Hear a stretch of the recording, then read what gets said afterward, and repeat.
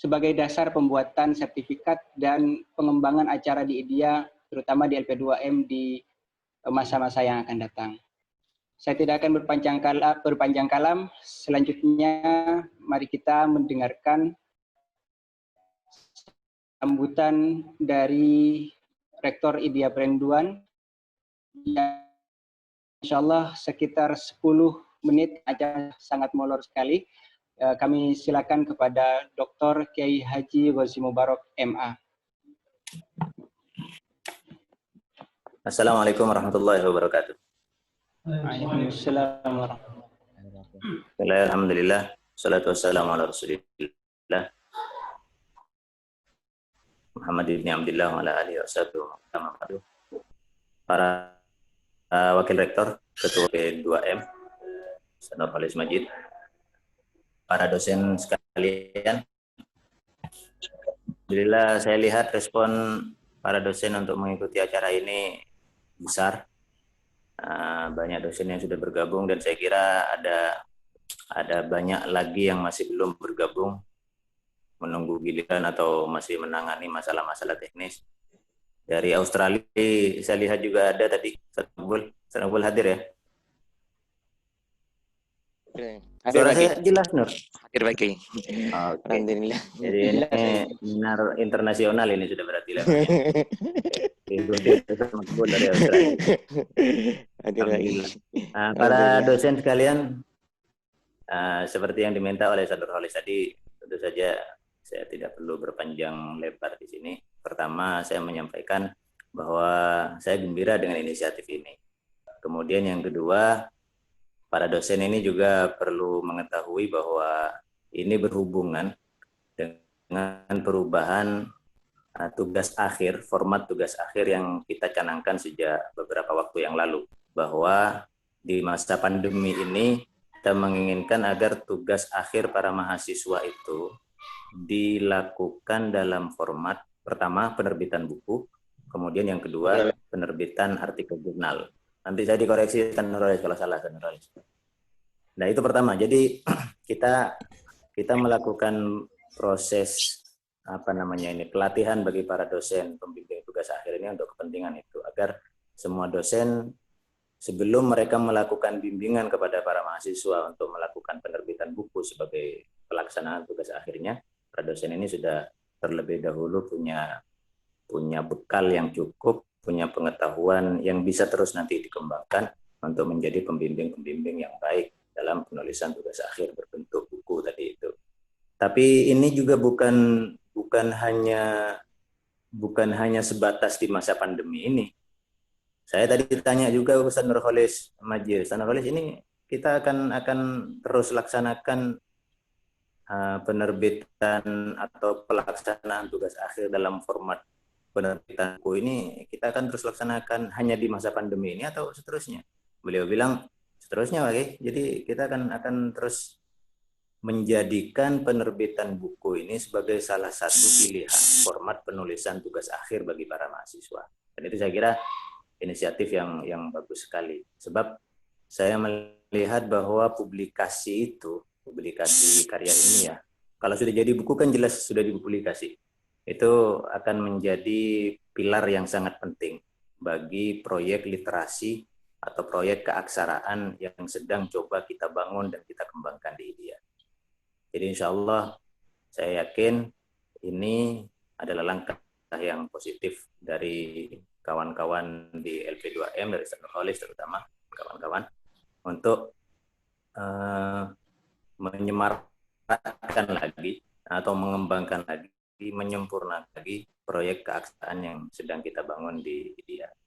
Kemudian yang kedua, saya kira kita harus sadar bahwa bakat-bakat atau potensi-potensi untuk menulis buku itu besar sekali di kita, baik di kalangan dosen maupun di kalangan mahasiswa. Nah, cuman problem terberatnya mental barrier tadi itu, bahwa ada penghalang mental di kita ini sehingga pikiran-pikiran kita yang bagus-bagus, yang cemerlang-cemerlang itu ternyata tidak berujung kepada publikasi dalam bentuk buku. Nah, ketika para mahasiswa nanti sudah kita minta untuk menjadikan tugas akhir mereka sebagai dalam bentuk penerbitan buku, itu mental barrier-nya akan hilang. Penghalang mental, penghalang yang berupa sifat-sifat mental untuk menerbitkan buku itu, insya Allah akan terkikis karena mereka ternyata terbukti berhasil menerbitkan buku. Efeknya tentu saja bukan hanya kepada mahasiswa. Nanti kita harap dosen-dosen juga akan terlecut dengan itu. Mahasiswanya bisa, masa dosen-dosennya nggak bisa. Nah, jadi efeknya jangka panjang saya kira akan sangat positif, mudah-mudahan kita berharap demikian. Nah, hari ini kita mengundang Ustadz Dr. Arfan Muammar untuk mengisi pelatihan kita kali ini. Beliau sudah saya kenal baik karena dulu sempat sekelas waktu S3 di YIN, masih YIN dulu, YIN Sunan Ampel Surabaya. Dan saya tahu betul bagaimana cemerlangnya beliau sebagai seorang penulis, kualitas beliau sebagai seorang penulis. Makalah-makalah beliau dulu di kelas adalah makalah yang kita anggap sebagai salah satu yang terbaik di antara makalah-makalah yang ada. Jadi insya Allah kita memilih orang yang tepat, apalagi Ustaz Nurholis menyampaikan bahwa beliau sangat berpengalaman dalam bidang yang akan beliau sampaikan ini. Jadi Ustaz Arfan, kalau beliau sudah bergabung, saya ucapkan selamat datang di forum kita ini atas nama Rektor. Mudah-mudahan, dan insya Allah saya yakin demikian, acara yang akan kita laksanakan ini betul-betul membawa manfaat, membawa berkah sebesar-besarnya bagi kita semua. Selamat berdiskusi, kawan-kawan dosen sekalian, selamat mengikuti pelatihan. Sekali lagi, mari kita berdoa agar pelatihan ini atau workshop ini betul-betul menjadi langkah penting bagi kemajuan di IDIA kita ini, terutama dalam proyek literasi dan penyempurnaan pelaksanaan penulisan tugas akhir bagi para mahasiswa. Saya kira itu saja Ustaz Nurholis yang bisa saya sampaikan. Silakan dilanjutkan ke acara berikutnya. Sudah molor agak lama ini. Terima kasih. Assalamualaikum warahmatullahi wabarakatuh. Waalaikumsalam warahmatullahi wabarakatuh. Terima kasih kami sampaikan kepada Rektor IDIA Prenduan yang mulia Dr. Haji Ghozi Mubarak. Demikian sambutan yang luar biasa saya rasa disampaikan oleh beliau bahwa ini adalah satu momentum, ini adalah sebuah kesempatan bagi kita semuanya untuk menghilangkan penghalang mental yang sebenarnya kita miliki banyak potensi. Bapak Ibu dosen sekalian, 5 menit ke depan kita akan mengundang Bapak Arfan Muammar sebagai narasumber. Sepertinya masih belum bergabung di layar ini. Kami akan hubungi terlebih dahulu untuk segera bergabung dan kita akan mulai dengan sesi yang pertama. Nanti setelah sesi pertama kita ada break 10-15 menit, kemudian sesi kedua dan dilanjutkan dengan best practice. Kayaknya masih belum hadir beliau. Jadi kita undang terlebih dahulu Bapak Arfan Muammar ini.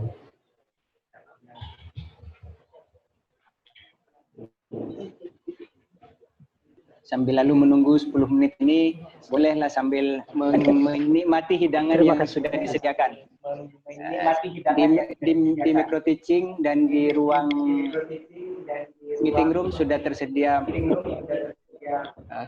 apa tuh, makanan-makanan ringan, tidak berat, biar tidak ngantuk mungkin.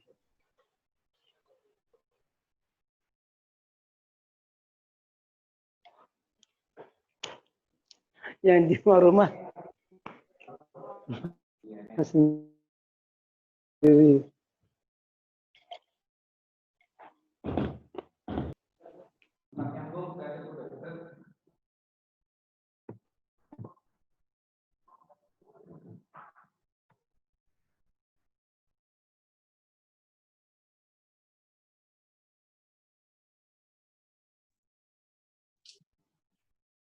Lain dimohon tidak mengaktifkan mic biar tidak terganggu. Jadi yang ngatur sudah ada, itu silakan Ustaz Nurholis. Terima kasih.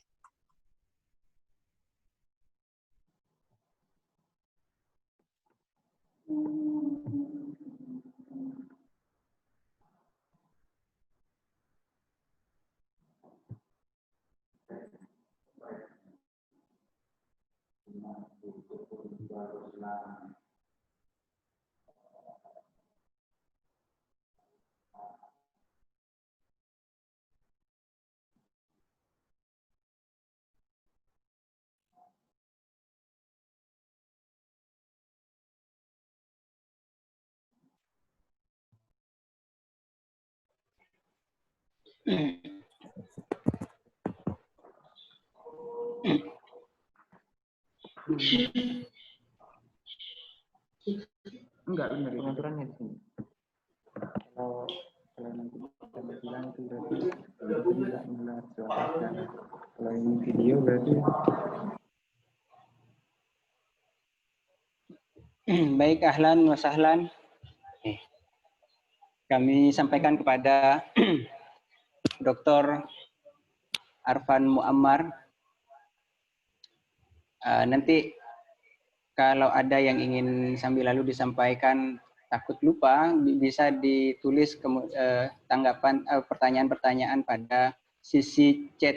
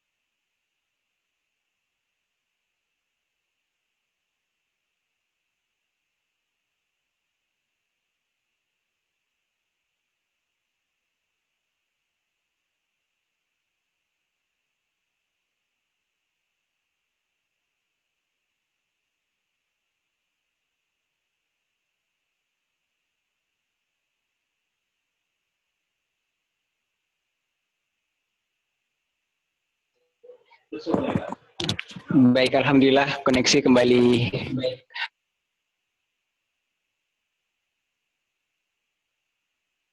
Assalamualaikum warahmatullahi wabarakatuh.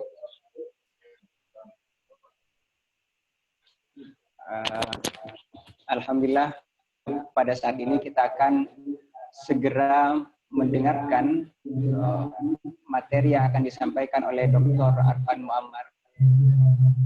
Terlebih dahulu saya akan menyampaikan profil dari beliau. Saya ini komunikasinya kedengeran ini ya Pak ya? Soalnya koneksinya agak ini kedengeran. Baik. Dr. Arfan Muammar ini sebenarnya bukan orang lain bagi kita sebagai pesantren Al-Amin, Idea Perenduan sebagai pesantren Al-Amin, karena beliau juga adalah salah seorang alumni dari Pondok Modern Gontor Ponorogo, lalu kemudian S1-nya di Universitas Darussalam, S2 di UM Surabaya, dan S3 kebetulan satu kelas dengan rektor kita, Kiai Haji Dr. Ghazi Mubarak. Lalu kemudian saya perlu menyampaikan sedikit dulu bahwa beliau ini adalah Sekretaris Direktur dari Pasca Sarjana Universitas Muhammadiyah Surabaya. Beliau diundang tentu dengan kapasitas dan kompetensi yang luar biasa. Beliau adalah seorang penulis beberapa buku ilmiah yang tidak hanya diterbitkan secara mandiri, tapi juga diterbitkan di beberapa penerbit mayor, misalnya di Irtisot, lalu kemudian terbit di banyak media, termasuk di Persada, di Raja Wali juga diterbitkan di sana buku dari Pak Arfan ini. Saat ini beliau sangat aktif memberikan materi-materi tentang penulisan. Salah satu buku yang saat ini lagi familiar adalah Be a Writer, yang ditulis kemudian dipresentasikan di beberapa banyak kegiatan. Tidak perlu berpanjang kalam lagi tentunya, karena kita sudah lewat dari waktu yang seharusnya 9:20, ini sudah lewat 16 menit. Biarkan nanti yang akan memperkenalkan lebih banyak adalah komunikasi beliau dan apa yang akan disampaikan ke beliau kepada kita semuanya. Kami berikan waktu dan tempat kepada Yang Mulia Dr. Arfan Muammar. Kepadanya kami silakan.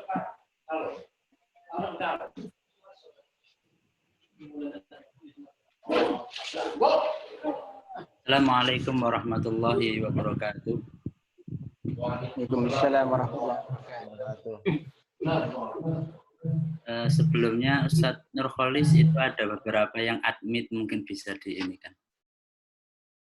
Ya, alhamdulillah pada kesempatan kali ini saya diminta untuk memberikan sedikit sharing terkait bagaimana menulis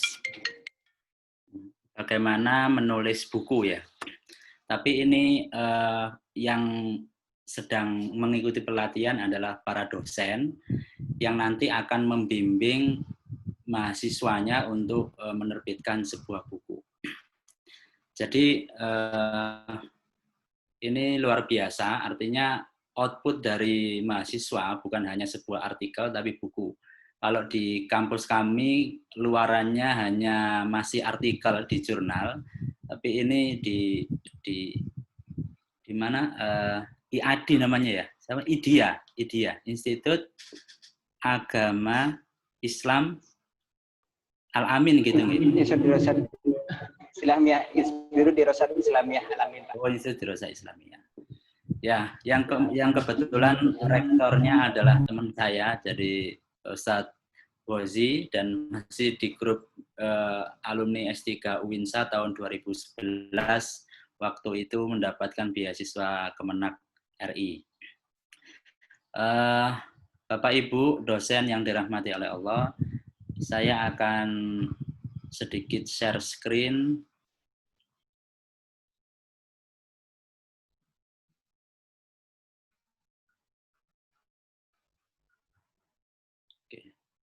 Kelihatan ya Bapak Ibu? Terlihat ya? Ya, kelihatan.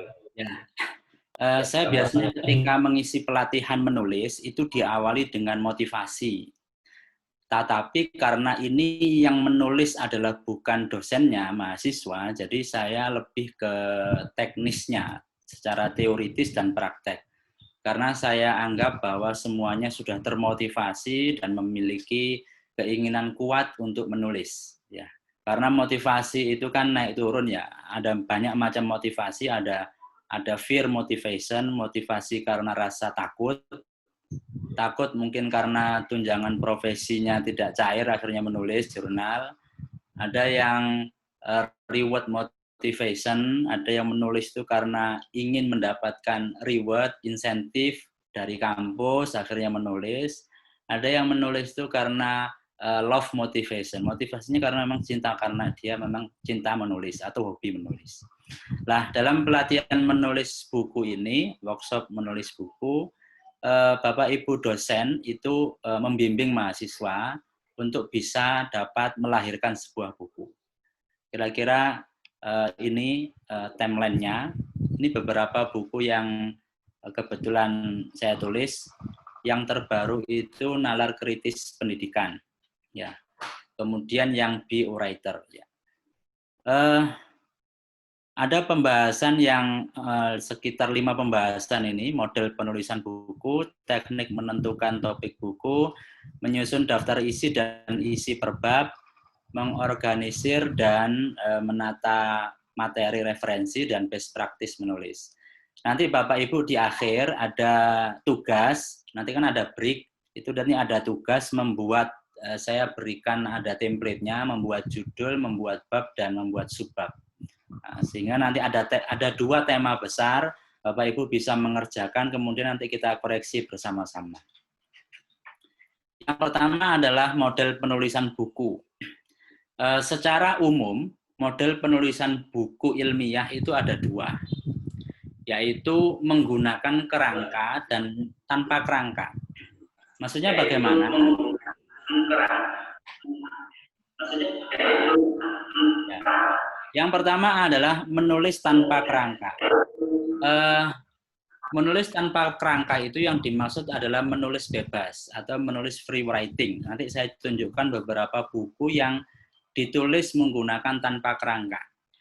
Menulis mengalirkan perasaan dan pikiran. Jadi tidak diawali dengan outline atau draft, daftar isi. Kalau yang kemarin saya di-share oleh Nurholis itu kan bagaimana merancang sebuah daftar isi atau outline. Kalau menulis tanpa kerangka itu tidak usah dipikirkan. Yaitu menulis tanpa kerangka itu menuliskan apa yang ada di pikiran kita. Kalau misalkan kita ini lagi moodnya nulis pendidikan, ya nulis pendidikan. Kalau lagi moodnya nulis agama, ya nulis agama. Kalau moodnya lagi nulis COVID, ya nulis COVID, begitu. Nah, kemudian tulisan-tulisan itu kita kelompokkan di folder tersendiri. Misalkan kita itu nulis pendidikan, kita kumpulkan di folder pendidikan, nulis agama, kita kumpulkan di folder agama, nulis tentang apa, kita kumpulkan di folder tertentu. Nah, folder-folder itu akan terisi. Ketika tulisan kita setidaknya mencapai 30 tulisan, yang satu tulisan itu sekitar 5 halaman, itu sudah bisa diterbitkan menjadi buku. Nah, baru setelah terkumpul itu kita susun sebuah kerangka. Jadi ini terbalik. Kalau menulis tanpa kerangka itu nulis dulu, kemudian ketika sudah terkumpul baru kita organisir. Menulis yang dialami dan menulis yang dirasakan. Jadi apa yang kita alami sekarang, apa yang dirasakan itu bisa kita tulis, kemudian menuliskan masa lalu. Nah, jadi pengalaman kita masa lalu kayak novel Andrea Hirata, kayak novel Negeri Lima Menara itu adalah menulis tentang masa lalu.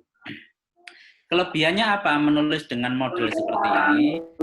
Yang pertama itu tidak terpaku pada outline.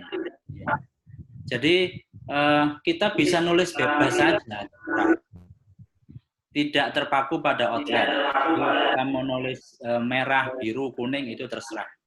Kayak apa namanya Dahlan Iskan itu mau nulis apapun terserah dia. Ya. Kemudian menulis saja mengalir yang ada di pikiran Anda saat itu. Bahasanya biasanya lebih renyah dan tidak kaku. Biasanya lebih komunikatif. Kalau buku-buku ilmiah itu kan bahasa-bahasa yang biasanya kita itu di sampingnya ada kamus ilmiah populer gitu ya. Nah, tapi kalau buku-buku seperti ini itu tidak butuh itu.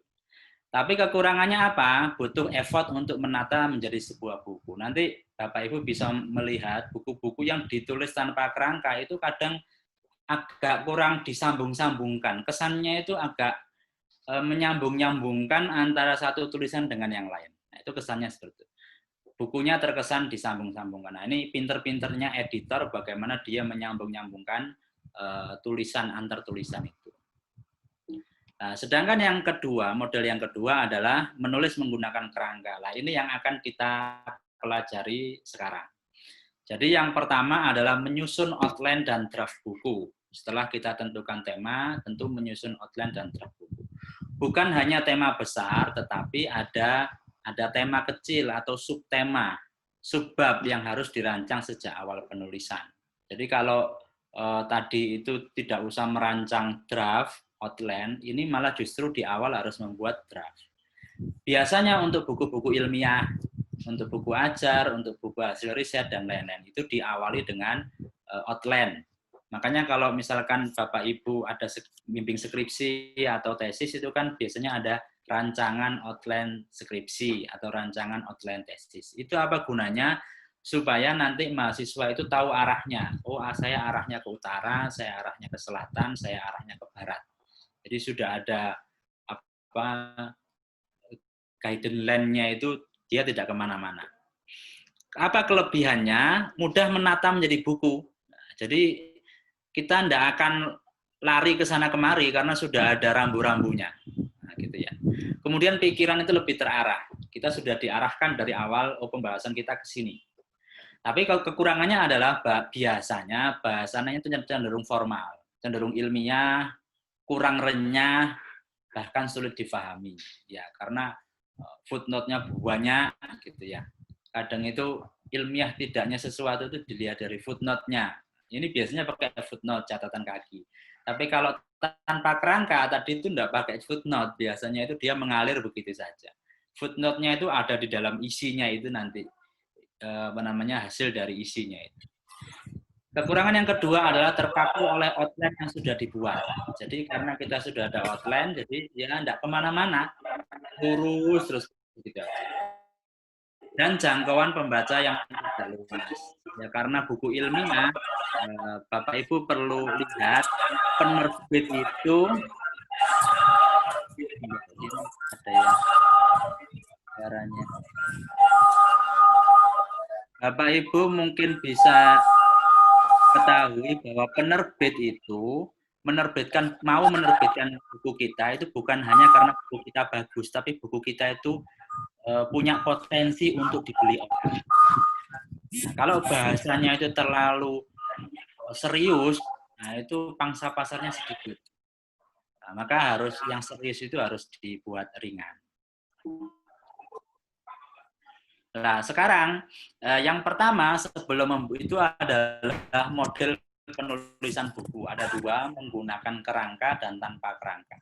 Yang kita pelajari sekarang adalah menggunakan kerangka. Ya. Maka kita menentukan topik buku dulu. Sebelum kita membuat judul, kita membuat topik atau tema. Singkat, menarik, membangkitkan curiosity atau apa namanya ya istilahnya. Orang itu kalau baca judul itu langsung kepo. Kepo itu pengen taunya besar gitu loh. Ini kira-kira isinya apa ya? Judulnya itu karena merumuskan judul. Ini saya kategorikan ada dua, ada buku ilmiah yang betul-betul ilmiah, juga yang kedua ada buku ilmiah tetapi populer. Ilmiah populer itu adalah ilmiah, tetapi bahasanya itu bahasa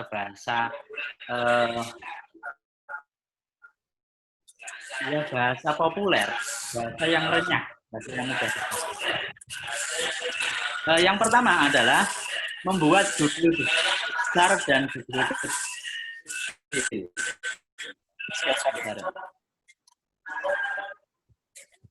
Membuat judul besar dan judul kecil.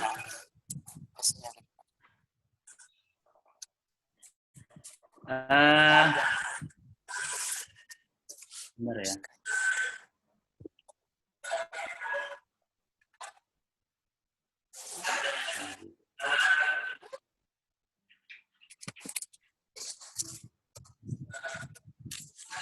Membuat judul besar dan judul kecil.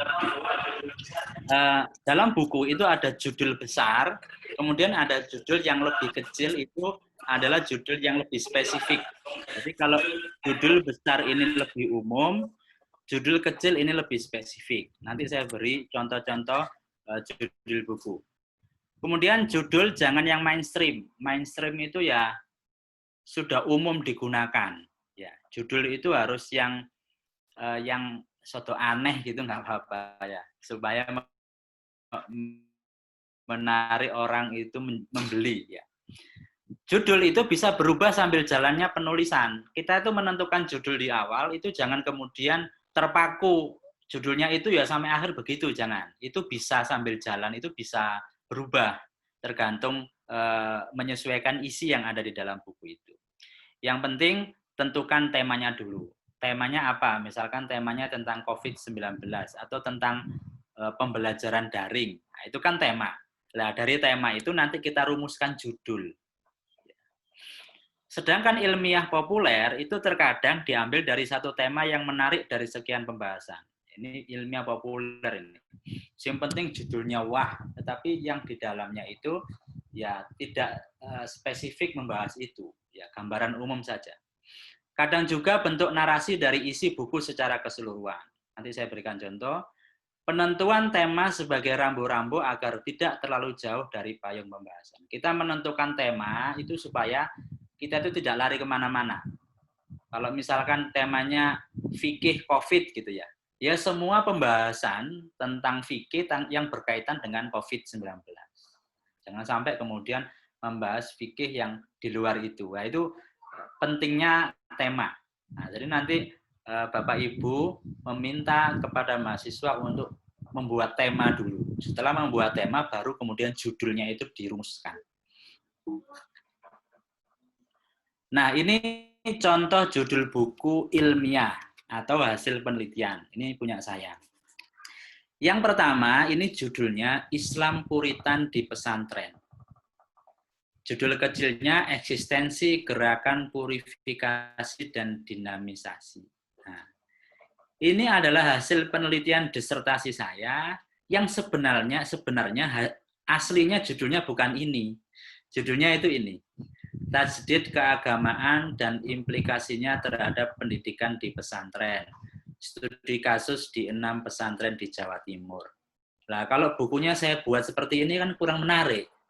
Jadi judul ini adalah judul makalah gitu, oke, judul jurnal itu boleh. Tapi kalau judul buku itu kayaknya kurang menarik. Sehingga saya ambil Islam Puritan di pesantren. Kenapa kok Islam Puritan? Karena memang saya mengkaji tentang pesantren-pesantren yang memiliki ideologi puritanisme. Jadi saya buat Islam Puritan di pesantren. Itu judul besarnya. Terus maksudnya apa? Islam Puritan di pesantren itu dijelaskan dalam judul kecil. Eksistensi gerakan purifikasi dan dinamisasi. Jadi gerakan purifikasi atau gerakan dinamisasi itu istilah lain dari tajdid, itu mengeksisten di sebuah pesantren. Begitu juga saya pernah menulis, ini judul bukunya Majukah Islam dengan Menjadi Sekuler. Ini judul aslinya, ini juga penelitian, Kritik terhadap Sekularisasi Turki, Telaah Historis Transformasi Turki Utsmani. Nah, ini judul makalah cocok. Tapi kalau judul buku itu kurang bagus. Akhirnya saya rubah menjadi Majukah Islam dengan Menjadi Sekuler, tanda tanya, di bawahnya ada kasus Turki. Karena waktu itu saya meneliti terkait Turki secara literatur atau kepustakaan, belum pernah ke sana. Ya, membahas juga Hagia Sophia juga yang sekarang kembali jadi masjid. Nah, jadi Bapak Ibu bisa membedakan ya antara judul makalah, judul jurnal, judul artikel dengan judul buku. Jadi ada perbedaan yang sangat mencolok di sini. Yang kedua, nah ini contoh judul buku ilmiah yang dia itu sifatnya buku ajar. Di sana lagi-lagi ada judul besar, Model Pengembangan Kompetensi Pedagogik. Ini adalah judul besar. Kemudian di sini ada judul kecil yang lebih spesifik, Teori, Konsep, dan Konstruk Pengukuran. Ini buku saya, Pendidikan Karakter, ya, judul besarnya. Judul kecilnya, Strategi Internalisasi Values dan Kajian Teoritis. Nah, jadi ada judul besar yang dia itu umum, ada judul kecil yang dia lebih spesifik. Konsep Dasar Pendidikan Islam, judul kecilnya Metode Qur'ani dalam Mendidik Manusia. Nah, begitu ya. Model-model pembelajaran inovatif, teori dan implementasi. Nah, judul besar itu bisa jadi sama, tetapi yang membedakan itu nanti judul kecil. Karena apa? Kayak pendidikan karakter itu kan bukunya banyak sekali ya. Nah, yang membedakan itu nanti ada di subjudul yang kecil ini. Itu ada lebih spesifiknya tentang itu. Yang kedua, ini contoh judul buku ilmiah populer. Saya katakan tadi, dia ilmiah sebenarnya, tapi disampaikan dengan bahasa yang ringan. Contohnya, ini punya Renat Kasali, judul besarnya itu Sentra Inspiring School. Judul kecilnya, buahnya ini, Membangun Kecerdasan dan Kemampuan Anak Sejak Usia Dini Demi Masa Depan yang Cemerlang. Ada judul besar, ada judul kecil. Ini juga punya Nadir Shah Hussein, Gus Nadir, Islam Yes, Khilafah No. Itu judul besarnya. Judul kecilnya, Doktrin dan Sejarah Politik Islam dari Khulafaur Rasyidin hingga Umayyah. Ini sebenarnya kalau di buku ajar itu judulnya Sejarah Peradaban Islam. Tetapi kan kurang menarik kalau sejarah peradaban Islam. Akhirnya dibuat judul Islam Yes, Khilafah No. Isinya apa ya? Tentang sejarah tentang khilafah dinasti Bani Umayyah itu, dari Khulafaur Rasyidin hingga Umayyah. Bahasanya sangat renyah sekali. Tidak seperti buku sejarah peradaban Islam yang sangat ilmiah. Nah, ini kalau membaca buku ini kayak membaca cerita, kayak didongengi. Nah, gitu.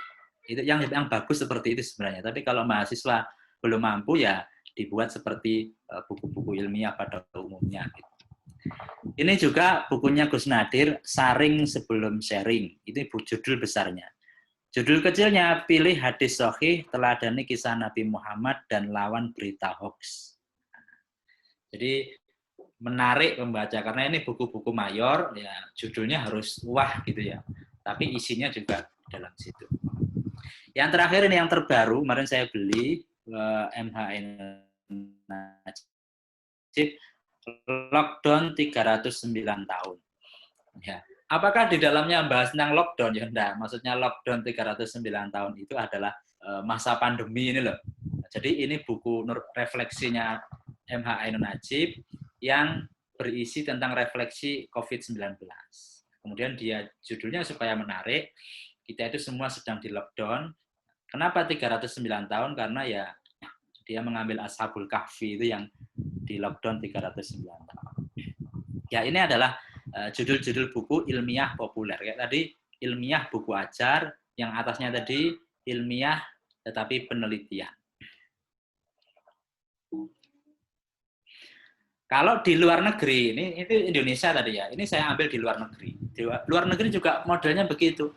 Ada judul besar, ada judul kecil. Contohnya ini, bukunya Thomas L. Friedman, Hot, Flat, and Crowded. Hanya 3 kata. Jadi Thomas L. Friedman itu menggambarkan dunia saat ini itu dengan 3 kata. Hot, flat, and crowded. Maksudnya hot itu apa? Hot itu maksudnya ya dunia maya itu kan beritanya selalu hot ya, selalu update. Flat itu apa? Dunia saat itu hanya ada di dalam sebuah barang yang sekarang flat, yang datar nih, yaitu HP. And crowded itu apa? Kalau kita sedang sekarang ini, bayangkan ada berapa WA yang berseliweran, ada berapa email yang berseliweran setiap detik, setiap jam. Seandainya email, WA, status di Facebook itu ditampakkan di mata kita, betapa data dunia maya itu sangat crowded sekali. Jadi mungkin macet gitu ya. Kadang kalau WA-nya bukan nyampe-nyampe, itu mungkin karena crowded-nya data, gitu ya. Nah, ini judul besarnya. Judul kecilnya, Why We Need a Green Revolution and How It Can Renew America. Nah, jadi ada penjelasan judul kecilnya. Begitu juga dengan Tom Nichols, judul besarnya The Death of Expertise, matinya para ahli. Nah, itu kan sudah membuat curiosity ya, orang itu maksudnya gimana, para ahli itu pada mati atau bagaimana? Nah, jadi dia menjelaskan bahwa di dunia maya saat ini, orang yang betul-betul ahli itu mati, karena apa? Orang-orang yang tidak ahli itu muncul sebagai ahli. Kita tiba-tiba ahli politik, kita tiba-tiba ahli fikih, kita tiba-tiba ahli COVID, dan gitu ya. Nah, jadi orang yang ahli betulan itu tidak didengar suaranya, malah justru orang yang pura-pura ahli ini yang menjadi referensi. Death of Expertise. Judul kecilnya apa? The Campaign Again Establish Knowledge and Why It Matters. Jadi ada penjelasan judul kecil. Begitu juga bukunya John L. Esposito, judul besarnya Unholy War. Jadi bukan perang suci. Nah, maksudnya apa? Ada judul kecil, Terror in the Name of Islam. Jadi teror yang di WTC tahun 2001 itu adalah teror yang mengatasnamakan Islam. Itu bukan perang suci, itu perang yang sesungguhnya dari Islam tapi mengatasnamakan Islam. Juga Karen Armstrong, Islamofobia. Itu judul besar, judul kecilnya Melacak Akar Ketakutan Terhadap Islam di Dunia. Kira-kira itu dalam merumuskan judul. Jadi kita merumuskan tema dulu. Tema itu nanti kita buat judul besar. Kemudian judul besar itu kita deskripsikan lagi secara spesifik dengan judul kecil. Kira-kira begitu ya, Bapak Ibu. Nah, terdapat judul besar yang menarik, membuat orang ingin tahu, penasaran atau curiosity. Lalu terdapat judul kecil yang lebih spesifik untuk menjelaskan judul besar. Tetapi jangan membohongi pembaca dengan judul yang wah, padahal isinya sama sekali tidak mencerminkan judul. Misalkan judulnya apa ya? Berita-berita itu banyak sekali yang antara judul dengan isinya nggak sama. Jadi judulnya itu betul-betul wah heboh gitu ya. Tapi isinya itu tidak mencerminkan sama sekali judulnya. Jangan seperti itu. Kalau Bapak Ibu menulis itu, ya mungkin buku pertama laris, tapi setelah itu buku kedua orang itu ngopi karena sudah nggak percaya kepada. Jadi harus ada, ya bolehlah kita buat wah, tapi tetap ada kaitannya kayak MHI tadi lockdown 39 tahun. Nah, itu kan wah ya. Tapi isinya juga masih terkait dengan kasus lockdown atau COVID-19 itu. Nah, setelah menyusun atau membuat judul besar dan judul kecil, mahasiswa diminta membuat tema, kemudian judul besar dan judul kecil. Setelah setelah ACC gitu misalkan diajukan kepada dosen pembimbing, oh ya oke, ACC sekarang membuat daftar isi atau outline. Menyusun daftar isi dan isi per bab.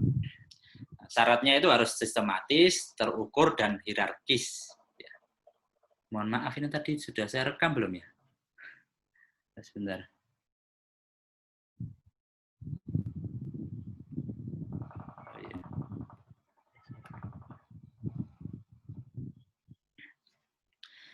Nah, setelah menyusun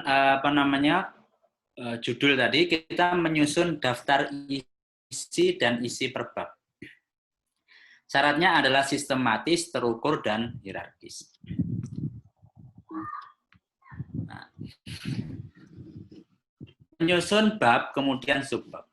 Jadi judul tadi yang besar dan yang kecil itu di breakdown menjadi bab. Misalkan tadi judulnya, nanti saya beri contoh di sini ya. Judulnya pendidikan karakter.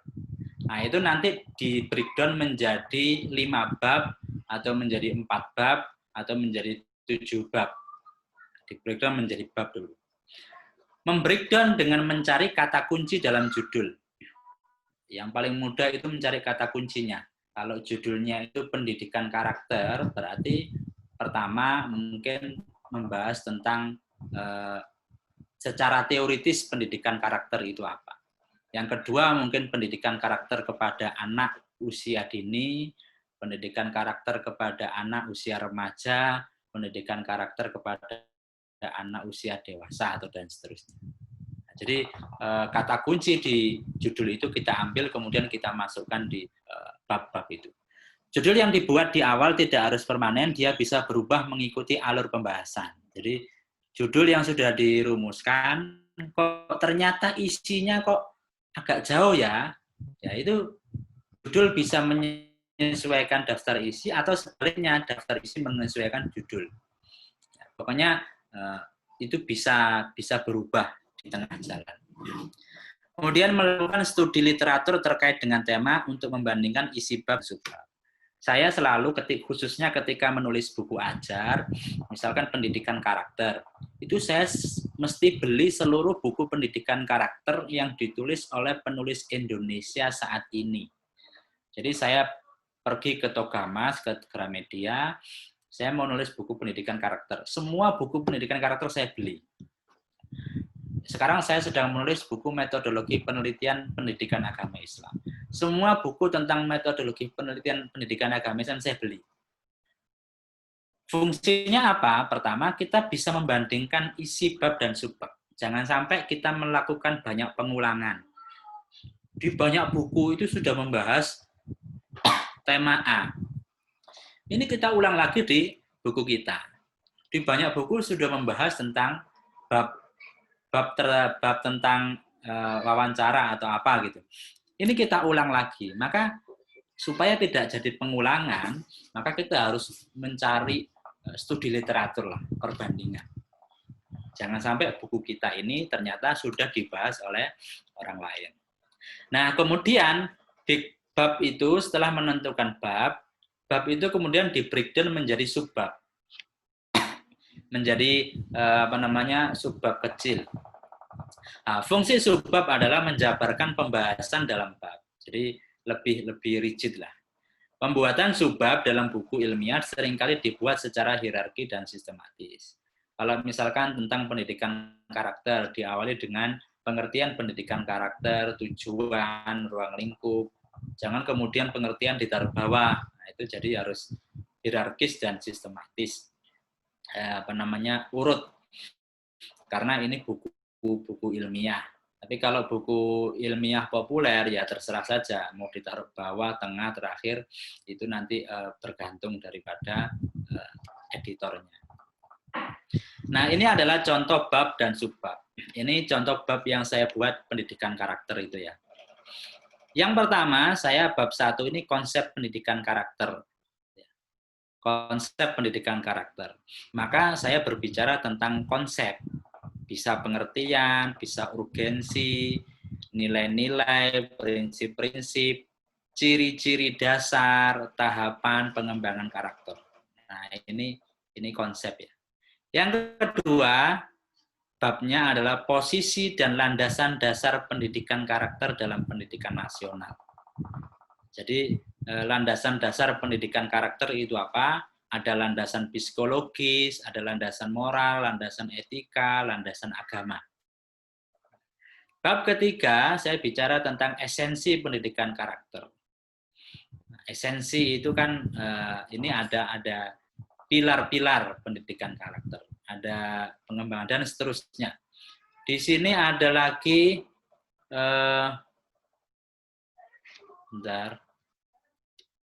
konsep pendidikan karakter menurut adat, budaya, ajaran, dan agama.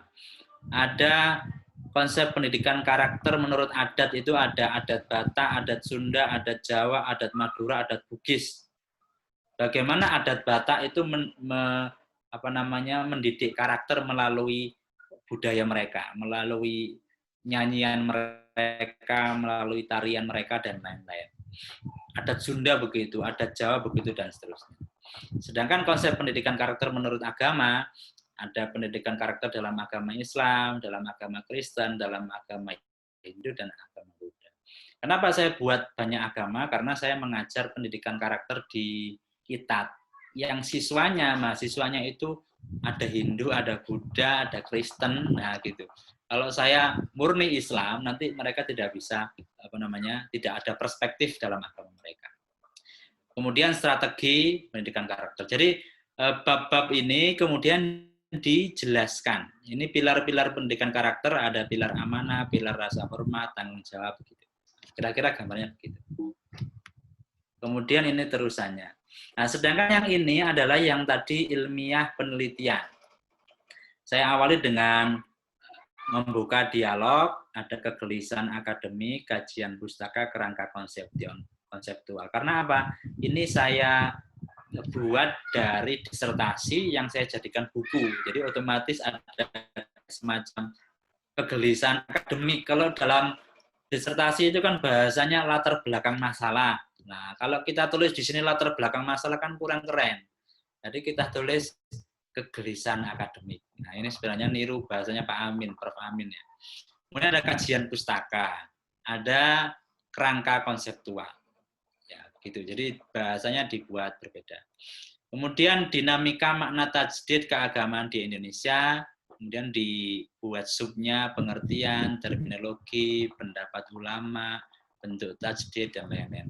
Gerakan tajdid keagamaan di Indonesia, sejarahnya, Wahabisme, landasan gerakan tajdid, dan seterusnya. Kemudian di sini masuk tajdid keagamaan di lingkungan pesantren. Nah, ini menelusuri pesantren Puritan di Jawa Timur. Kalau di disertasi itu kan bahasanya gambaran umum objek penelitian. Nah, itu kan agak kurang bagus ya. Sehingga kemudian ketika dibukukan bahasanya menelusuri pesantren Puritan. Nah, bahasanya itu ya profil pesantren lah. Bahasanya kita menelusuri pesantren Puritan di Jawa Timur. Atau menengok pesantren Puritan di Jawa, boleh. Bahasa-bahasa yang seperti itu. Kemudian tajdid keagamaan, kemudian catatan akhir sebuah refleksi teoritik. Ini kalau di disertasi itu istilahnya kesimpulan gitu kan. Tapi kalau kita tulis kesimpulan kan kurang kiat gimana gitu. Kita buat catatan akhir sebuah refleksi teoritik. Nah, begitu. Jadi kita bermain redaksi kata gitu ya supaya orang itu menarik gitu membaca buku kita. Kenapa? Karena orang itu kalau di toko buku itu yang pertama dilihat itu judul, yang kedua itu deskripsi belakang cover, yang ketiga itu adalah daftar isi. Itu selesai. Kalau judul, kemudian belakang cover kita ada testimoni dari tokoh yang menarik, daftar isi juga menarik, orang itu pasti beli. Tapi kalau 3 hal ini tidak menarik, buku itu ditaruh lagi di rak, dia nyari buku yang lain. Nah, jadi pernah ada penelitian untuk Gramedia. Berapa detik orang itu memegang buku? Jadi ketika mulai dari ngambil, membaca judul, dibalik, lihat daftar isi, ditaruh. Itu tidak ada 1 menit. Jadi orang mengambil buku, judul, dibalik, lihat daftar isi, ditaruh lagi. Itu sekitar 30 sampai 45 detik per orang. Nah, ini riset yang dilakukan oleh Gramedia selaku toko buku besar ya. Maka sekarang itu penerbit mayor bagus-bagusan cover karena orang itu menilai pertama dari cover, walaupun ada istilah jangan menilai sesuatu dari covernya. Ya, tapi kan dia kemudian cover itu pandangan pertama, gitu ya. Nah, itu adalah contoh bab dan subbab. Setelah bab dan subbab ini sudah jadi, tadi judul, kemudian bab dan subbab, sekarang adalah referensi. Mahasiswa kalau sudah oke, judulnya sudah oke, bab dan subbabnya, sekarang langkah selanjutnya mencari referensi. Seperti saya tadi, hunting seluruh buku terkait dengan tema yang akan saya tulis. Semuanya dibeli. Loh Pak, mengeluarkan uang dong. Ya memang harus ini. Apa bahasa Jawanya itu bondo, harus bermodal gitu. Ya kalau mahasiswa tidak mampu beli kan di perpustakaan. Maka perpustakaannya bisa diperbanyak bukunya sehingga itu sangat membantu mahasiswa untuk menulis buku. Jadi mengorganisir dan memanfaatkan referensi data teori. Syaratnya harus valid, jangan sampai referensi yang diambil itu yang tidak valid atau yang hoax dari blogspot, nah itu tidak valid. Kemudian kaya referensinya, kemudian kredibel, dipercaya, kemudian pembuatan referensinya bisa menggunakan Mendeley atau bisa manual. Ini terkait teknis kembali ke kampus masing-masing. Nah, sekarang itu kan banyak sekali jurnal online. Atau misalkan kalau Bapak Ibu tidak bisa akses jurnal, kemudian mahasiswa juga tidak mampu beli buku, bisa mendownload ePusnas. ePusnas itu adalah aplikasi di Android milik Perpustakaan Nasional. Ini mohon maaf, lupa saya belum masukkan. Mahasiswa atau Bapak Ibu bisa meminjam buku yang ada di Perpustakaan Nasional, itu nanti masuk di HP kita, itu nanti file lengkapnya lengkap, tapi hanya 3 hari. Setelah 3 hari, buku itu akan hilang sendiri, ketarik. Artinya masa peminjaman kita ini sudah selesai. Kita pinjam lagi buku yang lain, kita baca, 3 hari ketarik. Begitu seterusnya. Tetapi dia itu bukunya sifatnya itu enggak ke-download di HP, tetapi ada di dalam aplikasi kayak Google Play Books gitu loh. Nah, ini ngakali kalau pengen enggak pengen ngeluarkan modal gitu, maksud saya begitu. Kalau nggak kepengen ngeluarkan modal, ya pinjem buku di Ipusnas. Karena misalkan kalau ke kampus pun susah, di Ipusnas tinggal ngetik judulnya, temanya apa, keluar semua. Atau misalkan melalui jurnal. Nah, ini banyak jurnal yang bisa kita akses. Ada DOAJ, ada Science Direct, ada Elsevier, ada ProQuest, ada EBSCO. Nah, biasanya beberapa kampus itu berlangganan EBSCO, ProQuest, tetapi agak mahal. Kalau pengen murah, bisa, tetapi aksesnya terbatas. Kebetulan di kampus saya itu berlangganan, tetapi nggak full. Sehingga yang kayak Islamic Studies gitu sangat terbatas sekali ininya, aksesnya. Maka yang paling mudah itu di DOAJ, Directory of Open Access Journal. Ini gratis. Kalau yang ini kan berbayar. Nah, kalau DOAJ ini free semuanya. Atau yang Science Direct ini juga free. Saya sebenarnya ada cara membobolnya. Jadi misalkan ada artikel yang berbayar gitu ya.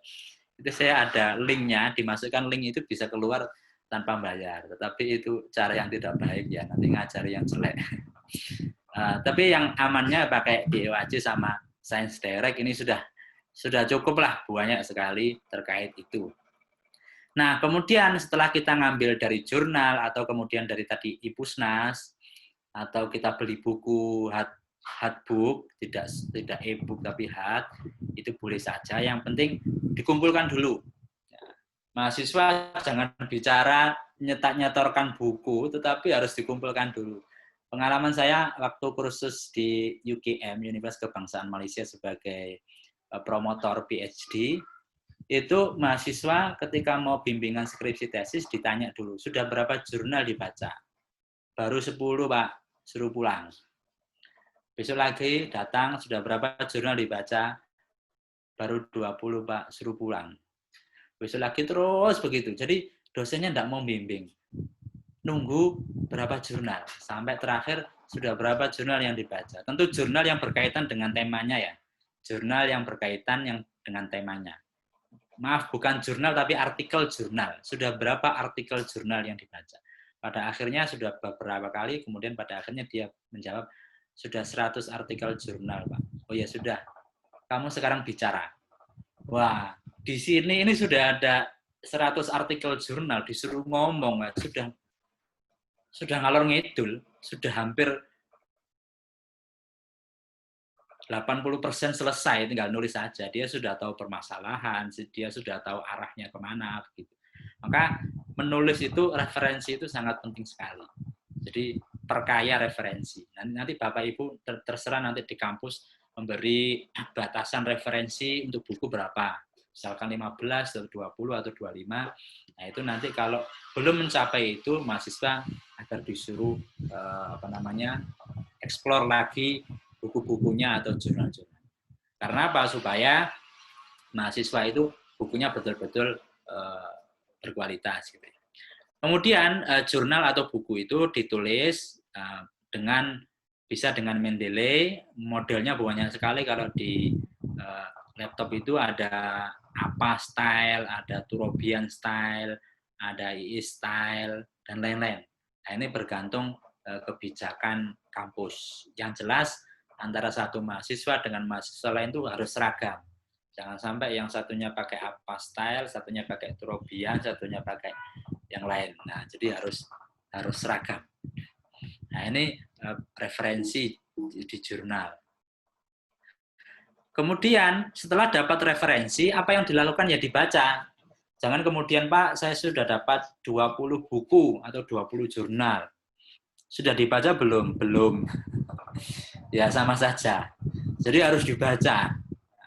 Bagaimana membaca sekian puluh buku itu? Ya menggunakan membaca efektif atau istilahnya itu skimming, scanning, selecting, sama skipping. Nah, ini istilahnya begitu.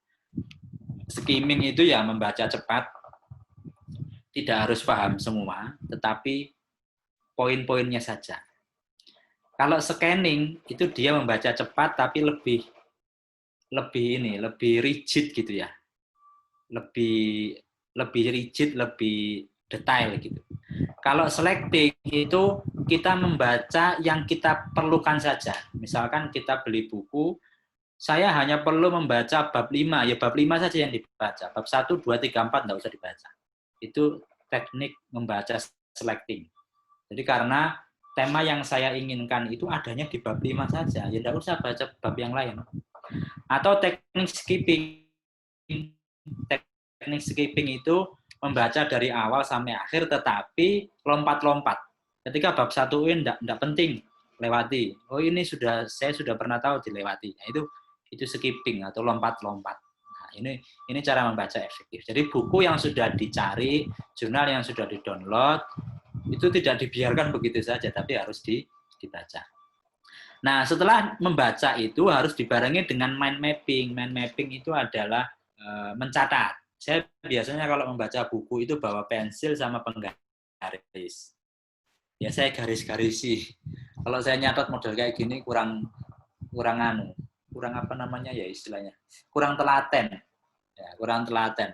Tapi kalau memang Bapak Ibu bisa membuat seperti ini ya bagus, mind mapping ya. Tapi kalau tidak bisa ya digarisi. Apa fungsi garisnya itu? Suatu saat ketika kita itu sudah selesai baca buku itu, kita taruh rak, kemudian pengen baca buku itu lagi, kita sudah tahu poin-poin penting. Oh ini dulu pernah kita baca. Nah, itu ya. Jadi harus buku dan jurnal yang didapat itu harus dibaca dan disarikan. Nah, best practice menulis buku. Menulis itu adalah keterampilan. Ya. Menulis itu adalah keterampilan. Maka untuk bisa menulis itu harus diasah. Menulis itu sebenarnya bergantung jam terbang, Bapak Ibu. Kalau kita sering menulis, insya Allah itu akan berkembang sendiri. Kata-kata yang kita susun itu akan berkembang sendiri. Jangan pernah bermimpi jadi penulis kalau nggak pernah sering menulis. Sama kayak nyetir mobil gitu ya. Itu kita pintar nyetir mobil itu bukan perkara teori yang gimana-gimana. Karena kita sering megang mobil gitu aja. Karena kita sering megang mobil, akhirnya kita masukkan gigi itu kan nggak pakai mikir ya. Ini waktunya gigi 2, gigi 3 nggak pakai mikir. Ini sudah otomatis di sini itu sudah, oh ini masuk. Mundur itu sudah. Itu kenapa? Karena jam terbang.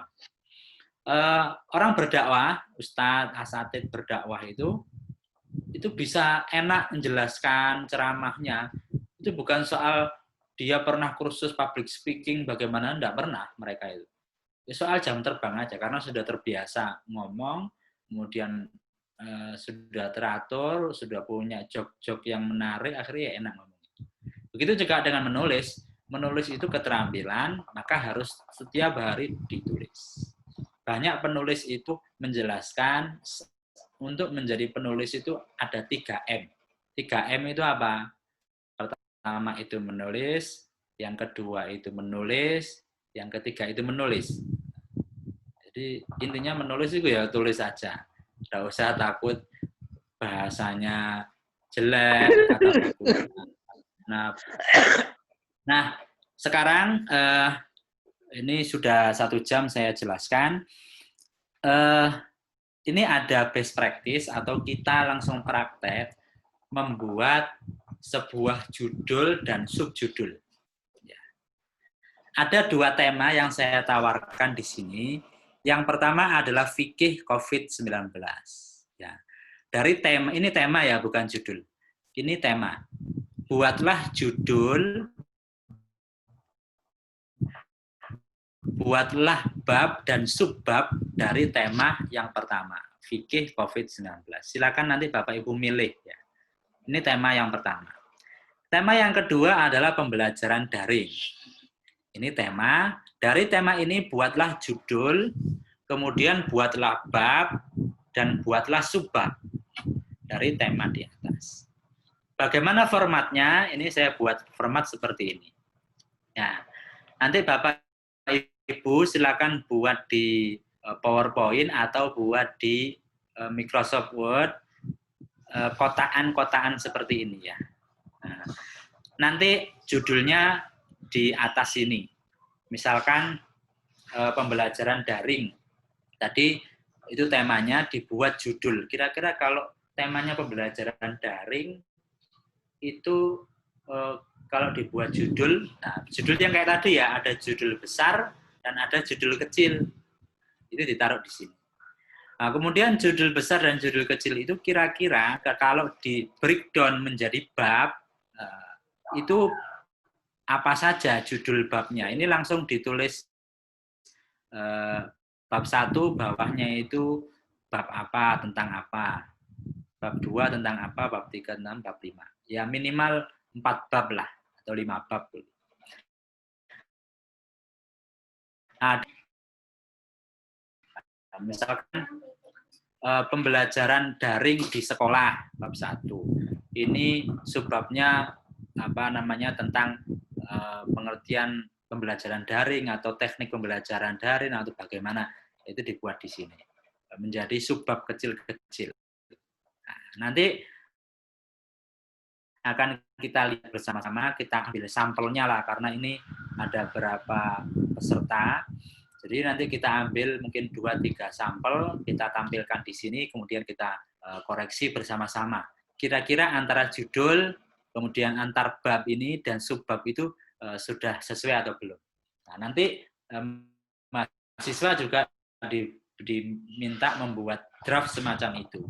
Ketika judul buku oke, babnya oke, subbab oke, ACC oleh Prodi misalkan, oleh Kaprodi, kemudian baru kemudian mereka hunting referensi, mencari buku, mencari jurnal, baru kemudian menulis. Ya. Karena ini sifatnya adalah buku ilmiah ya, buku akademik, bukan ilmiah populer yang seperti yang saya jelaskan tadi. Jadi dimulai dari kerangka atau daftar isi. Saya rasa itu penjelasan awal saya. Di sesi pertama kemarin katanya ada semacam kayak break ya. Monggo Bapak Ibu break dulu sambil mengerjakan tugas itu, kira-kira mungkin berapa menit, Ustadz Nurholis?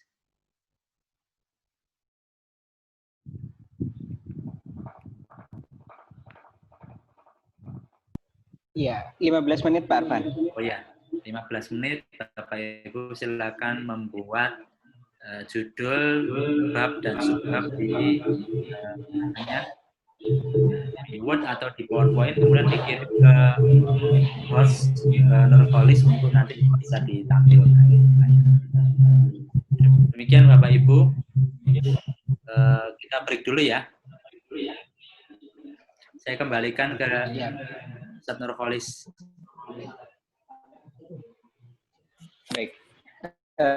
Terima kasih Bapak Arfan Muhammad. Luar biasa penjelasan yang sangat membuka pikiran. Di sini Pak Arfan, selain ada yang tampil dengan ikut dengan join personal, ada yang tampil di grup, ada di meeting room kami di India, ada di Mikroti. Kebetulan di 2 grup ini, alhamdulillah luar biasa tadi banyak hal yang informasi yang baru disampaikan oleh Bapak Arfan Muhammad.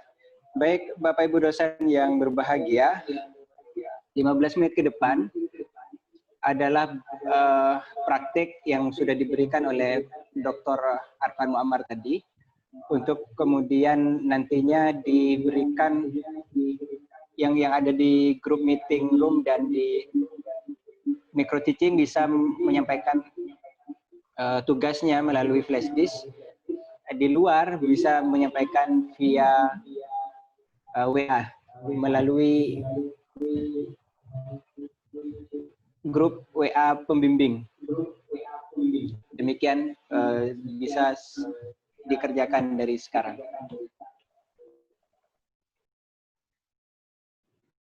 Nanti jam 10.45 Ustadz Nurholis ya, kita kembali lagi. Iya, jam 10.45 kita kembali lagi untuk membedah Pak Arfan ya. Iya, membedah karya. Baik, selamat bekerja.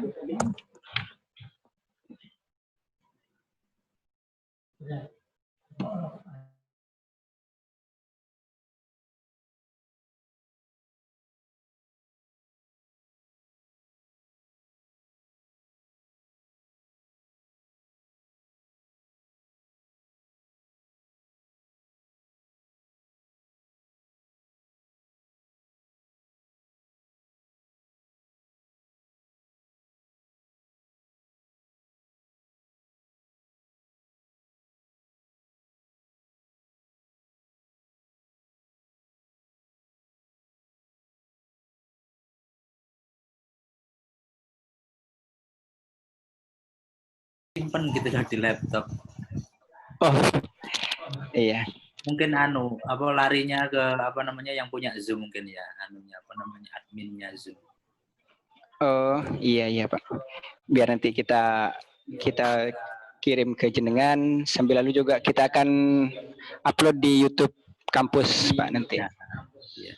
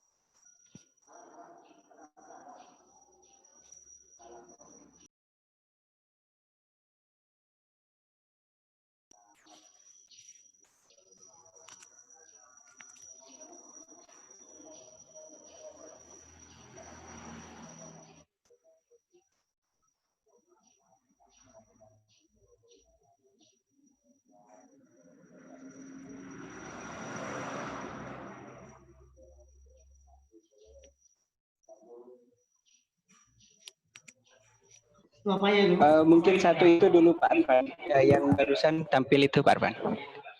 Saya tampilkan dulu sebentar. Ini mungkin Pak Arfan.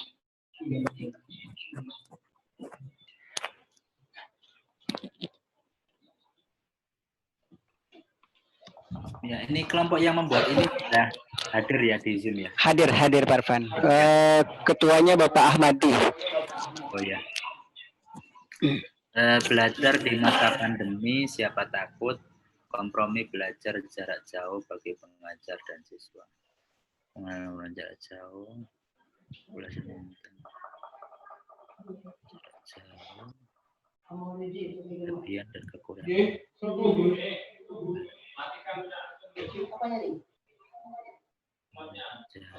Pelajaran.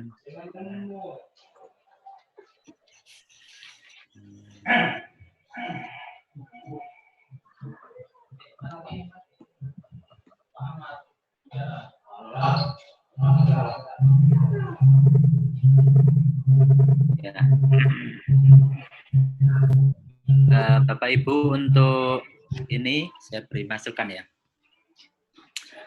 Di sini sub yang apa namanya menonjol, yang ditonjolkan adalah terkait problematika pembelajaran di masa pandemi ya. Sedangkan di sini ada kebijakan belajar, ini agak overlapping dengan regulasi pemerintah. Ya, jangan sampai kemudian ada sub yang sudah dibahas di bab pertama atau bab tertentu kemudian kita bahas ulang di subbab yang lain. Ya, ini yang agak mirip. Tapi kalau memang dia beda nggak masalah. Tapi ini saya rasa kebijakan dengan regulasi mungkin bisa dijadikan satu gitu ya. Nah, sedangkan karena di sini itu yang menonjol problematika, maka di sini lebih cocoknya diangkat adalah problematika pembelajaran jarak jauh. Nah, sehingga di sini nanti problematikanya di sekolah bagaimana, problematikanya bagi siswa bagaimana, bagi orang tua bagaimana, dan lain-lain lah. Pokoknya problematika pembelajaran daring dari A sampai Z ini dibahas di sini. Kemudian platform ya. Nah, ini mungkin biar lebih spesifik, aplikasi gratis itu nanti ada anak subnya itu mungkin Zoom dijelaskan, Google Meet atau apalagi yang ada itu ya. Nah, itu bisa masuk di penjelasan anak sub di sini. Sedangkan yang berbayar, karena Zoom itu juga ada yang berbayar juga ya, bisa dijelaskan yang berbayar itu bagaimana dan belum. Karena ini biar tidak jomplang, kalau ini kan subnya banyak, sedikit tambah sedikit, kemudian banyak lagi. Kemudian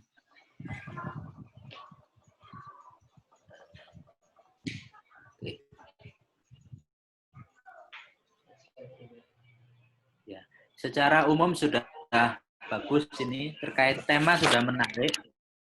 Belajar di masa pandemi siapa takut ya. Ya sudah bagus temanya, kemudian babnya sudah mencakup dari pembahasan, kemudian mungkin ini kali ya. Ini kan judulnya itu seakan-akan menjelaskan belajar di masa pandemi itu asik loh. Nah, artinya kan siapa takut, artinya kan kita itu nggak masalah gitu loh masalah pandemi. Maka mungkin perlu dibuat satu bab khusus terkait bahwasanya bagaimana belajar di masa pandemi itu menyenangkan atau tidak menakutkan. Karena kalau kita lihat di bab ini itu seakan-akan penuh problematika gitu loh. Pembelajaran daring itu seakan penuh problematika. Sedangkan di judul itu penulis ingin mengatakan bahwa belajar di masa pandemi itu tidak masalah. Gitu. Kita bisa berkompromi kok. Kita masih bisa belajar menyenangkan kok di masa pandemi gitu loh. Sehingga ini problematika boleh, tetapi nanti ada solusi-solusi yang bisa diberikan oleh penulis di dalam itu tadi, dalam bab terkait problematika. Saya rasa itu, Ustadz Nurholis. Baik. Terima kasih, Pak Arfan. Selanjutnya yang tugas berikutnya, Pak Arfan. Ya, tugas berikutnya.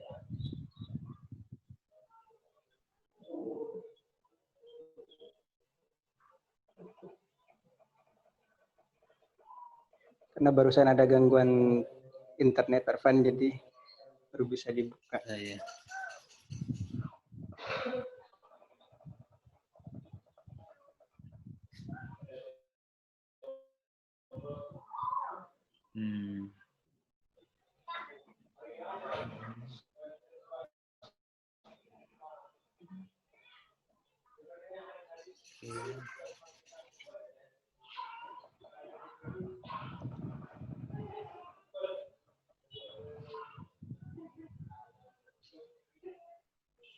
Ya. Jadi secara judul oke, merasakan kemurahan Tuhan, mengenal rukhsah dalam Islam di masa pandemi. Tetapi di bab ini belum mengkaji tentang bagaimana Islam itu berbicara tentang rukhsah ya. Di sini sudah ada wabah ya, wabah dalam Al-Qur'an, wabah dalam hadis, kaidah fikih terkait wabah lah, mungkin bisa dijabarkan dalam kaidah fikih terkait wabah, atau ada subbab khusus terkait rukhsah. Jadi pada sampai batasan mana sih Tuhan itu memberikan rukhsah kepada kita? Ya, itu rukhsah secara teoritis lah istilahnya dalam kajian fikih itu. Atau mungkin karena rukhsah itu masuk dalam anak judul, maka dibuat satu bab sendiri tentang rukhsah. Nah, tentang rukhsah secara teoritis, dan nanti bagaimana rukhsah yang bisa kita gunakan pada masa pandemi ini. Nah, ini bisa masuk juga sholat di masa pandemi. Tapi nanti bagaimana meramunya menjadi bab tersendiri. Di masa pandemi ini bolehlah masa inkubasi pencegahan kemurahan Tuhan. Mungkin juga berbicara tentang sifat Tuhan. Kalau dalam sifatnya Allah, kemurahan Tuhan itu bahasanya apa ya? Dalam Asmaul Husna itu ya. Apa ya?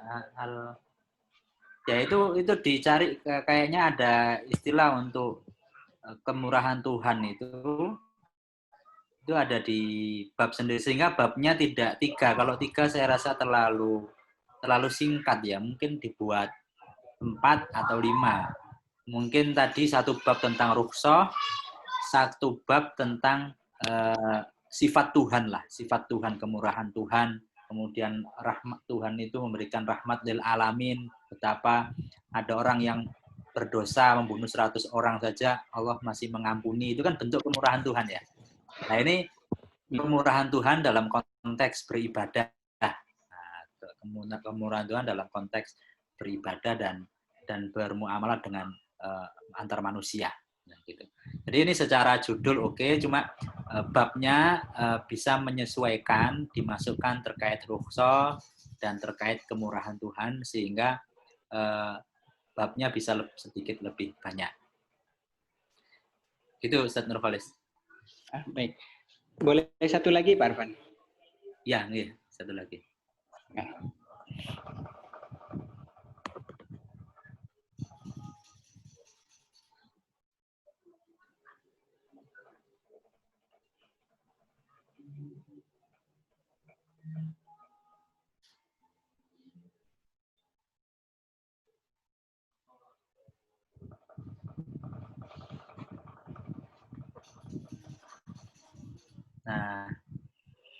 Nah, ini dari segi judul ini kurang menarik ini. Kalau dua tadi saya nilai sudah dari segi pengolahan katanya bagus. Kalau ini saya tadi kan di awal mengatakan bahwa judul itu jangan mainstream, ya. Judul itu jangan mainstream itu ya sudah pada umumnya kayak pembelajaran daring, teori dan praktek. Nah itu sudah mainstream. Kalau judul yang pertama tadi pembelajaran jarak jauh siapa takut, nah itu sudah menarik sendiri ya di pembaca. Artinya, oh ternyata pendidikan daring itu tidak menakutkan, gitu kan.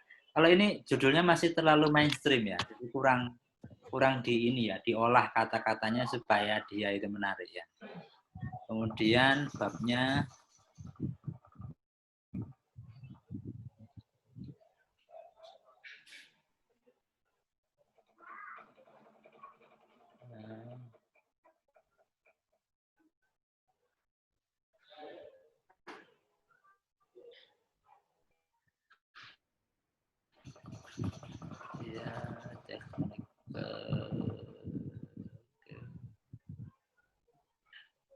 ya babnya ini kalau ini lebih cenderung kayak tema-tema riset gitu ya, buku-buku yang jadi konsep dasar pembelajaran daring ya. Ini kalau dari bab sudah mewakili dari judul, jadi teorinya ada, teorinya tadi pengertian, tujuan, manfaatnya teori, prakteknya juga ada, teknik pembelajaran daring ini kan masuk praktek, kemudian pro kontra, oke, saran dan masukan dan kesimpulan.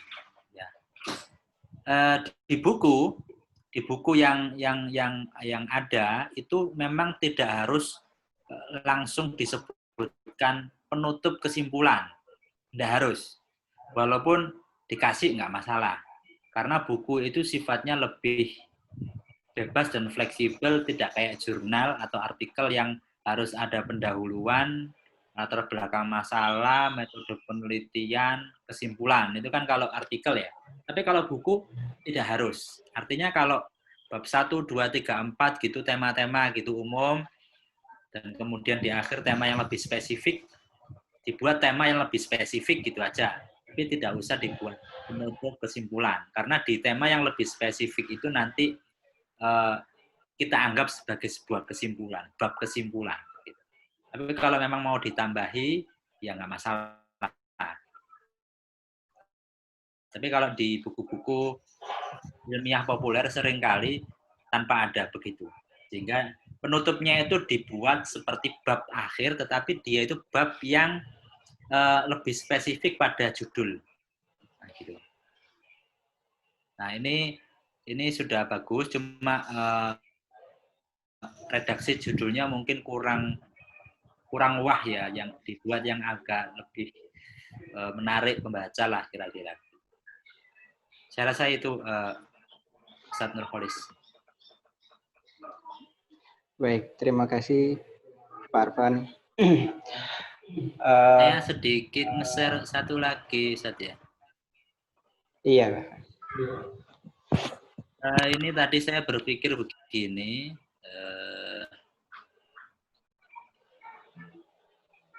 Bapak Ibu mungkin saya kemudian tadi mikir gini ya.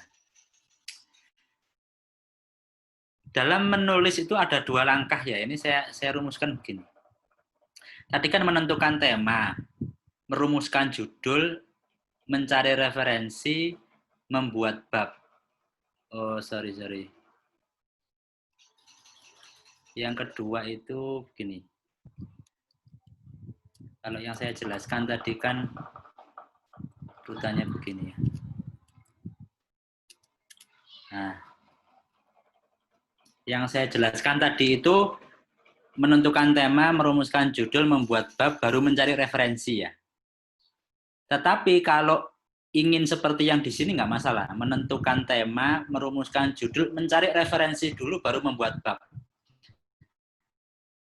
Karena kadang kita itu ketika ingin membuat bab dan subbab itu butuh apa istilahnya ya, pencerahan dari buku-buku yang kita baca. Saya kadang begitu. Kadang setelah merumuskan judul, buat bab atau subbab itu mandek atau macet. Kenapa? Karena bacaan kita kurang.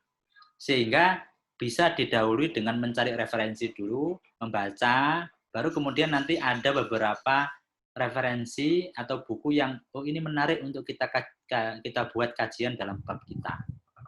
Sehingga posisi 3 dan 4 ini bisa dibolak-balik ya. Bisa dibolak-balik 4-3 atau 3-4. Atau mencari referensi ini ditaruh sebelum merumuskan judul juga bisa. Tapi untuk mahasiswa biar ini aja lah, menentukan tema dan merumuskan judul dulu. Toh nanti judul itu kan bisa berubah seiring kita membaca buku dan menelaah buku. Itu mesti nanti kita akan banyak dapat pencerahan dan referensi yang kemudian itu seringkali judul akan berubah mengikuti itu. Sehingga tidak baku lah buku. Judul awal yang kita buat itu nanti bisa terus berkembang sesuai dengan bacaan dan refleksi kita. Setelah itu baru nomor 5, mahasiswa diminta untuk mulai menulis, dan seterusnya pembimbingan, revisi, editing, dan lain-lain. Kemudian setelah berakhir ketika dinyatakan oke, bisa diterbitkan. Kemudian satu lagi begini, Bapak Ibu, di kampus-kampus besar kayak di UNESA, di UNER, di UGM, dan lain-lain, itu dosen itu kan membimbing ya. Kemudian dosen itu kan kontribusi pemikiran. Ya. Jadi ada yang namanya writer, ada namanya author. Writer itu penulis, author itu bisa jadi dia tidak menulis, tapi dia ikut mikir. Kayak penulis-penulis besar Renat Kasali, dia itu punya gagasan, tapi mungkin yang nuliskannya dibantu asistennya gitu loh. Maka dalam konteks ini kayak di kampus-kampus besar itu menulis artikel itu kan menjadi wajib sekarang. Lah, kenapa dosen itu seringkali namanya masuk di artikelnya mahasiswa? Nah, seringkali begitu. Kenapa dosen itu seringkali masuk di dalam artikel mahasiswa yang dia itu dipublikasi di jurnal nasional atau internasional? Pertama, karena alasannya dosen itu kontribusi pemikiran. Ya. Dan kontribusi pemikiran itu penting. Mahasiswa yang nulis, dosen memberi saran. Saran itu kontribusi pemikiran. Itu bisa dimasukkan menjadi author atau co-author. Yang kedua, itu strategi untuk meningkatkan publikasi dosen. Ya, kadang dosen itu disuruh nulis kan, ya kan nulis-nulis ya. Akhirnya kemudian mahasiswanya yang disuruh nulis, nama dosennya yang nimbrung di situ. Wah, apakah itu disahkan? Saya awalnya kok begini ya, etis apa enggak ya, tapi ternyata di kampus-kampus sekelas UNER, UGM itu menerapkan seperti itu. Makanya kadang-kadang ada guru besar itu yang malas nulis, pembimbingan S3 itu namanya masuk di situ. Nah, dengan alasan apa ya? Alasan itu sebagai kontribusi pemikiran. Nah, itu kalau artikel, tapi kalau buku saya kurang tahu, ini kebijakan kampus saja. Apakah etis juga kalau misalkan dosen itu masuk di dalam nama di dalam buku itu, mungkin mahasiswanya pertama, dosennya kedua, atau bagaimana? Atau memang kalau memang dosen biarkanlah mahasiswa berkreasi atau berkarya, memberikan mereka kebanggaan tersendiri, ya nggak apa-apa, monggo saja. Itu bisa bisa saja. Tapi sebenarnya yang paling ampuh itu dosen memberikan contoh dulu lah. Kita juga nggak enak nyuruh mahasiswa untuk nulis, karena ditanyai, Ustadz, buku antum sudah nulis buku belum, Ustadz? Nanti kalau ditanya, wah belum, kan? Antum kok nyuruh saya, kan nggak enak juga gitu. Jadi kita gerakkan bersama lah, mungkin bersama. Dosen minimal punya satu buku sehingga nanti nyuruh mahasiswa itu ben nggak kabur maktan, biar nggak ini gitu loh. Jadi bisa berjalan bersama-sama. Karena di standar 9 kemarin saya membuat akreditasi standar 9 itu karya mahasiswa itu ikut dinilai. Jadi kalau kebijakan ini menjadi kebijakan kampus itu sangat menunjang nilai akreditasi kampus ketika nanti akan akreditasi. Karena nanti karya mahasiswa, apalagi karya mahasiswa yang disitasi, nah itu akan nilainya sangat tinggi. Saya rasa itu Nurholis dari saya sudah maghrib duhur juga ya. Mungkin kurang lebihnya mohon maaf. Ya sedikit lupa saya tadi. Ini jika ingin mengikuti media sosial saya ada YouTube, ada beberapa 5 atau 6 konten YouTube saya tentang menulis. Nah, itu saya share di YouTube. Kemudian di Facebook, insya Allah beberapa tulisan reflektif saya, kalau ingin membaca ada di Facebook saya. Kalau Instagram itu, karena nggak bisa nulis banyak ya, jarang saya nulis di Instagram, paling banyak nulis di Facebook. Cara saya itu, kurang lebihnya mohon maaf. Assalamualaikum warahmatullahi wabarakatuh. Waalaikumsalam warahmatullahi wabarakatuh. Sepertinya kita tidak bisa adakan sesi tanya jawab karena beliau setelah ini ada sesi berikut, ada undangan berikutnya mengisi di acara yang sama sepertinya tentang kepenulisan. Saya kurang tahu informasinya. Tetapi Pak Arfan mungkin diberikan closing statement sebelum acara ini ditutup, Pak Arfan.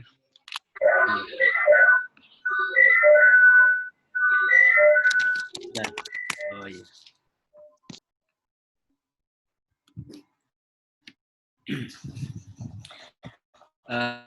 Bapak Ibu, terima kasih sudah mengikuti penjelasan saya. Dalam menulis itu yang paling penting adalah komitmen. Jadi kita sudah ada gairah menulis, biasanya setelah pelatihan begini itu semangat menulis.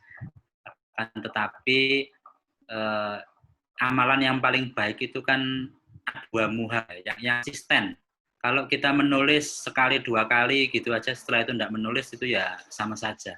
Tidak apa-apa menulis 1 paragraf, 2 paragraf, yang penting itu konsisten, istiqomah.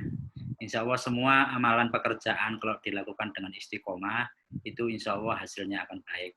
Dan Bapak Ibu, kita saling support, Bapak Ibu support ke mahasiswa, saya support ke Bapak Ibu supaya gairah literasi ini, gairah menulis ini, membaca dan menulis ini adalah bisa tumbuh di kampus Bapak Ibu sekalian. Karena mungkin Bapak Ibu sudah mengertilah, orang berilmu, alim itu innamad dunya mal'unatun ya wa ma fiha illa alimun wa muta'allim, kecuali orang yang alim dan orang yang muta'allim. Saya rasa itu. Assalamualaikum warahmatullahi wabarakatuh. Sudah, Ustaz Nurholis.